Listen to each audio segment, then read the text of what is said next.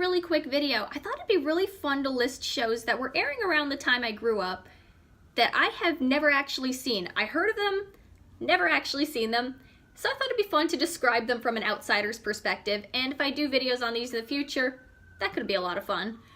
The first one that I thought it'd be interesting to talk about was The Secret World of Alex Mack. I have heard of this.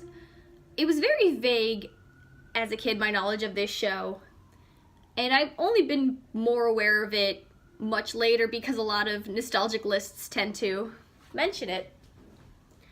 I think the best way I can describe it, I know it's got this weird, surreal thing going on, kind of like what Pete and Pete was doing. A lot of shows had this weird, surreal, imaginative thing going on. I think this was a girl who had weird powers that helped her deal with problems. I think one of her powers was that she could melt. So that could be interesting. Because I like Pete and Pete, and I like that 90s weird. So that's fun. Another one, Clarissa Explains It All.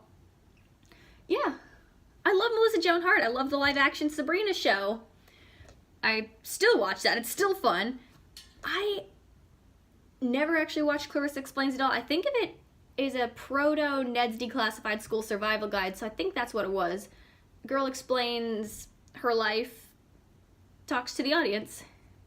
That could be fun. And but again, Melissa Joan Hart's always charming in whatever she's in. So there's that. Braceface, I had never actually seen. I was aware of it, and I knew what it looked like. I think this is about a girl whose braces give her magic powers. And it's a slice of life show, and I'm pretty sure it's Canadian made, and the show is able to talk about more mature topics than American shows would allow. I know they did one on smoking, a bust enhancement. I think they had a gay character. I think they had an underage drinking episode too.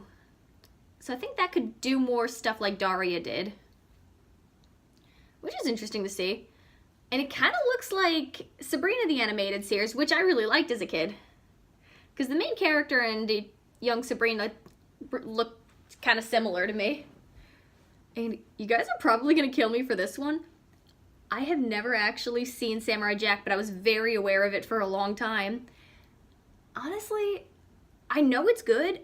I know a lot of people love it. I know it finally got its ending many years later. As a kid, I really could not get into the art style. I wasn't wild about this. It looked very flat to me. 16 has a similar style, and for some reason, that style does nothing for me.